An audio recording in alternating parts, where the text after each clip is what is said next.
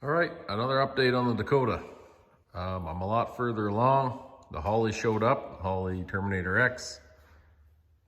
One of the problems, or several of the problems, I guess, is that they expect you to use the LS style throttle body. And on this truck manifold, you can't fit that little adapter back there without modifying. I'm sure it isn't too bad, but I didn't have it. I decided to go this BBK route. But the BBK route uses the computer BWM IAC, controlled IAC, which is a problem. And well, with TPS, whatever, you just wire it in, you cut the other connector off, call her a day. I was lucky enough, very fortunate. The YouTube channel, No Bolts Left Behind, did me a great solid and gave me how he ran his. He ran the same throttle body, and he gave me the settings. So I'm not at the point of starting this thing yet, but it's coming probably this weekend. What else can I say? So down here, I got a belt. Belt's all run.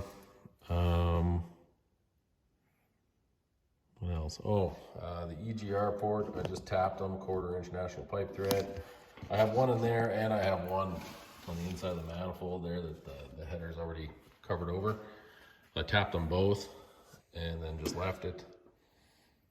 What else can I say? Oh, the throttle body. I'll show you this. So for the kickdown linkage, I have the low car kickdown linkage to a 727. And then I went to a junkyard and I got a little quadrant off another vehicle. I have another one here. Something like this. They just unbolt off the, I think it was a Nissan actually. And then I just cut it down and then I just welded it to that throttle body right there. Just a couple good tacks. Call that a day. And the throttle is all good. Probably need a bit of adjustment on the throttle actually, because I don't get full throttle movement with the pedal, which means I need more throw. So I'll probably just notch it and make it throw a little bit more. What else can I say? Everything else, I've been just wiring, doing some last minute checks. So the alternator also doesn't get controlled by the Holly, and I left it hooked up to the original voltage regulator. So I'm gonna feed 12 volts ignition switch here, and that will control the alternator apparently. So I'll let you know how that works. If nothing else, it was only an experiment. No harm, no foul. I don't have rad hoses figured out yet. I thought I was doing pretty good. Like, that is a Chrysler 300 upper hose. And if it was 2 inches longer, it would be perfect, but it's not. So we're not there yet.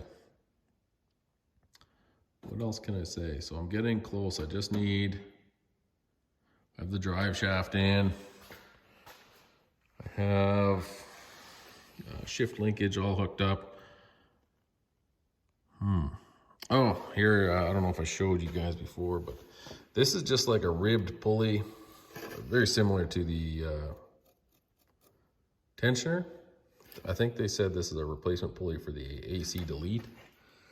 And then I just shimmed it, if you can see here, off of that spacer there, and then just made sure the bearing was supported through the center with, I had a piece of round stock, I believe, just to support the bearing. So that'll be that.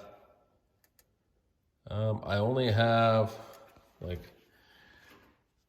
I have one more harness to hook up, I believe, and then I got to figure out the fuel filler neck because it needs new rubber hoses, and then run to the newer style tank because I got that plastic tank on this one. Well, they're all plastic, but this one has that newer style fuel pump. So I've got a couple more things to do. I'm hoping this weekend. I wired in the fuel pump relay. It says it takes like 22 or 25 amps. I can't remember from the Holly site, so it can't go through the computer. So separate relay. And then I still got a bit of a schmozzle here to tape up, but I'm not gonna neaten up all that until I hear it run. It's just how it's gonna be. I still have the oxygen sensor put in. And that's about that. Yeah, transmission lines are in. I still got to hook those up too, but they're just sitting there until the front end's bolted down tight. But yeah, that'll be it, guys. So that's kind of just a quick update for this. All right, take care, guys.